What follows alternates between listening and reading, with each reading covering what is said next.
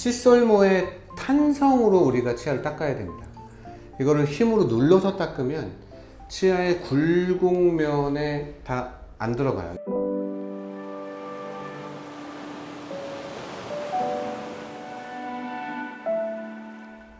원장님 안녕하세요. 안녕하십니까, 정재호 원장입니다. 벌써 5월입니다. 날씨가 벌써 따뜻해졌고 이제 좀 있으면 여름이 올 것 같은데 어떻게 올해 계획했던 일들 잘 이루어가고 계신지 모르겠습니다. 특히 구강 건강 잘 챙기고 계신지 오늘 특히 뭐 충치 또는 치주 질환에 대해서 좀 얘기를 해볼 텐데 좀 유용한 팁들 오늘 좀 꿀팁 많이 드릴게요. 네, 오늘은 가정의 달 우리 가족들의 치아 건강에 대해서 좀 이야기해 보려고 합니다. 그 아이들에 관련된 것 좀 여쭤보고 싶은데 네. 요즘 아이들이 충치가 좀 많아진 것 같아요. 저희 아이들도 뭐 그런 것 같은데 이게 좀 어떤 세대의 문제인지 아니면 음식의 문제인지가 좀 궁금해요. 네. 뭐 충치 애들은 항상 생기죠. 집에서 저도 항상 애들 잘 때 치카치카 해라 라고 하고 이제 어느 정도 초등학교 저학년 때까지만 해도 입안에 조금 닦아주고 했는데 이제 초등학교 3, 4학년 이상 되는 애들을 또 검사해주고 닦아주기가 좀 그렇더라고요. 그리고 실제로도 그럴 필요가 없고 그래서 구강검진을 가끔 이제 해서 잘 관리가 되는지 또 체크를 해야 되기도 하는데 초등학교 저학년 때까지는 그 부모님들께서 직접 마무리를 조금 뒤에까지 맨 뒤에 있는 어금니까지 잘 안 닦는 경우도 있고 그리고 치태라고 하는 음식물 찌꺼기 그리고 세균 덩어리들이 이제 앞니 사이라든지 구석구석 잘 안 닦이는 경우가 생각보다 많습니다. 그래서 열심히 부모님들의 관리가 필요하다라는 말씀을 드리고 싶고 1년에 한 번 또는 이제 40대 이상 분들은 1년에 2번 정도는 정기검진 하셔서 치주질환이 진행되는지 그리고 충치가 진행되는지는 체크를 받아보시는 게 중요하고요. 특히 어린 아이들은 꼭 6개월에 한 번 또는 4개월에 한 번 주기적으로 잘 양치질을 하고 있는지 충치가 진행되는지 우리가 실런트라고 해서 치아 혼메꾸기를 하면 충치가 잘 안 생기게 만들 수 있고 또 더 어린 유아기인 경우에는 불소도포도 치과에서 좀 받으셔야 되고 하기 때문에 1년에 한 3번 정도는 꼭 치과에 가서 아이들은 관리를 받는 게 중요합니다. 충치는 뭐 시대랑 상관없는 것 같고 항상 애들은 맛있는 거 좋아하고 양치질 잘 안 하고 자기 전에 관리가 잘 안 되기 때문에 충치가 생기는 거는 어쩔 수 없는 것 같습니다. 대신 부모님들의 관리가 필요하다. 그리고 주기적인 치과 검진이 필요하다. 라고 생각하시면 될 것 같아요. 네. 불소도포를 치과에서 받아야 되는군요. 저는 치약이 그렇죠. 있는 줄 알았어요. 네. 이제 고불소, 이제 불소 함량이 높은 경우에는 이제 불소도포를 안 해도 됩니다. 그런데 어린 아이 같은 경우는 치약을 삼킬 수도 있고 하기 때문에 불소가 농도가 함량이 높은 거는 쓸 수가 없고 그래서 저불소 치약이라든지 불소가 안 들어있는 치약을 보통 애기들은 씁니다. 그런 경우에는 이제 인위적으로 불소를 발라주는 거죠. 바니쉬 형태로 치아에다가 도포할 수도 있고 아니면 겔 형태로 물고 한 1분에서 3분 정도 물었다가 뱉는 이제 타입도 있는데 어쨌든 불소도포를 하면 충치도 예방되고 여러 가지 이제 효과가 있기 때문에 불소도포를 어린애들은 해주는 게 좋습니다. 네. 원장님이 이렇게 바스법이라고 한번 설명해 주신 걸 본 적이 있는데 어린이들도 이 바스법에 대해서 좀 잘 알 수 있게 좀 쉽게 양치법에 대해서 오늘 또 그래서 좀 안내를 드릴 거예요. 우리 애들은 양치하는 그 손의 동작이 어렵기 때문에 보통 이렇게 돌려서 닦습니다. 이렇게 돌려서 닦는 돌려서 닦는 법을 폰스법이라고 합니다. 폰스법. 보통 애들 양치질 이렇게 돌려서 하죠. 이렇게 닦더라도 워낙 유치인 경우에는 치아 사이즈도 작고 하기 때문에 거의 대부분 치태가 잘 관리가 됩니다. 그런데 이제 유치가 이제 빠지고 영구치가 나게 되면 이제 중학생 정도 되면 우리가 회전법이라고 하는 방법을 알려줍니다. 회전법이라고 하는 거는 칫솔모를 돌려서 닦는 방법입니다. 칫솔모가 구부러졌다가 다시 펴지는 탄성으로 치아를 닦게 됩니다. 칫솔모의 탄성으로 우리가 치아를 닦아야 됩니다.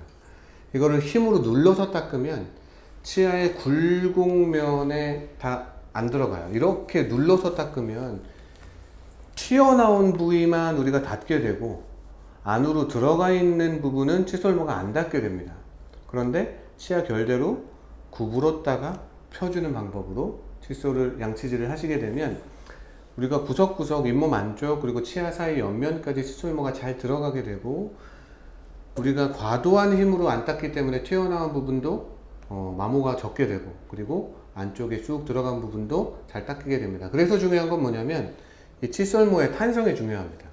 얘가 휘어져 있으면 절대로 구부러졌다가 펴지는 힘으로 치태를 닦아낼 수가 없기 때문에 여러분들이 화장실에서 딱 보고 얘가 구부러져 휘어져 있다라고 하면 꼭 바꾸시는 게 중요합니다. 그래서 계절별로 바꾸는 것도 좋은 방법이에요. 뭐 3개월에 한 번씩 봄, 여름, 가을, 겨울 칫솔을 딱 구비를 하셔서 칫솔을 한 4개월에 한 번, 3개월에 한 번은 교체를 해주시는 게 중요합니다.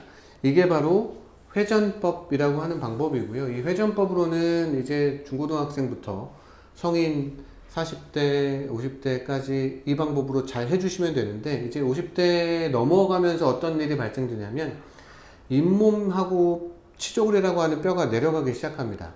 그러면 어디를 또 관리를 해줘야 되냐면 치아 옆면을 우리가 관리를 해줘야 되거든요. 우리가 20, 30대 때는 회전법으로 관리를 잘하면 치아 거의 대부분의 치태가 제거가 되고 또 치아 옆면을 또 관리를 해야 되는 경우에는 우리가 치실을 씁니다. 치실을 써서 껴있는 음식물 찌꺼기라든지 여러 가지를 이제 관리를 하게 되는데 특히 치아가 좀 벌어져 있거나 치열이 안 좋은 경우에는 10대 후반, 20대 초반부터 치실 사용 잘 하셔야 전체적으로 치아 옆면의 충치라든지 뿌리 쪽에 치주 질환이 안 생길 수 있어요. 그래서 무조건 치실을 써야 되는 거는 아니지만 되도록이면 거의 대부분 저는 20대, 30대 분들한테도 치실을 권장하는 편이고요. 40대, 50대가 넘어가면서 뼈하고 잇몸은 누구나 내려갑니다. 노화 과정에 의해서 이 잇몸하고 뼈는 내려갈 수밖에 없고 치아는 삼각형, 거꾸로 생긴 역삼각형으로 생겼기 때문에 이 치간 공극이라고 불리는 이 블랙 트라이앵글, 어떤 분들은 불트라고도 하는데 어쨌든 이 블랙 트라이앵글 치간 공극이 커질 수밖에 없어요. 이 부분이 내려가면 내려갈수록 훨씬 더 치태, 세균이 살 수 있는, 저장될 수 있는 면적이 훨씬 늘어납니다. 그래서 그 볼륨을 생각하면 어렸을 때보다는 이제 40, 50대 됐을 때 훨씬 더 많은 양의 세균을 머금을 수 있는 공간이 생기고요. 그 부분을 우리가 관리를 안 해주면 무조건 뿌리 쪽에 문제가 생깁니다. 첫 번째는 이 잇몸하고 뼈가 내려가는 치주염이 생기고 두 번째는 뿌리 쪽에 충치가 생기거든요.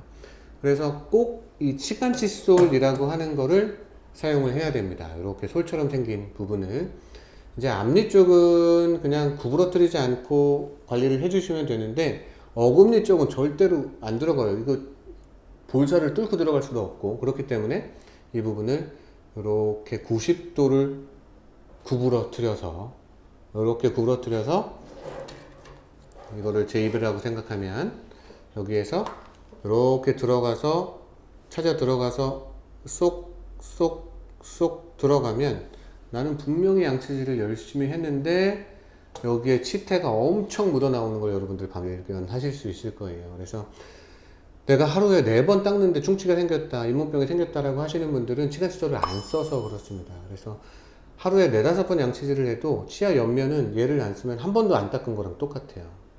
나는 40대 중반 이상이다 라고 생각되는 분들은 치간 칫솔을 무조건 써야 된다. 최근 연구 결과를 보면 하루에 한 번만 써도 치주 질환 한 30% 예방할 수 있고요.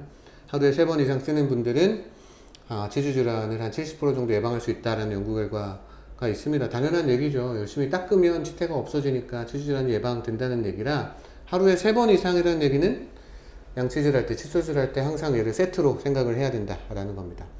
임플란트를 하신 분들도 마찬가지, 그리고 교정치료를 받으시는 분들도 마찬가지. 치태가 많이 보일 수 있는 분들, 그리고 공간이 큰 분들은 꼭 얘를 사용을 하면 아주 좋습니다. 단 아프게 쓰시면 안 돼요. 이게 안 들어가는 공간은 치실을 써야 됩니다. 얘가 안 들어가는 공간은 억지로 막 이거 쓰면 좋다더라고 해서 열심히 쓰시면 잇몸이 퇴축돼요. 막 피나고 하다가 결국에는 들어가긴 하는데 잇몸이 퇴축돼서 내려가면, 잇몸이 내려가면 또 뼈도 내려가거든요. 그래서 잘못 쓰시면 안 되기 때문에 꼭 부드러운 저항감으로 들어가는 곳만 사용하면 된다. 그리고 처음 치간 칫솔을 쓰시는 분들은 약국이나 치과에서 제일 작은 거 사시면 돼요.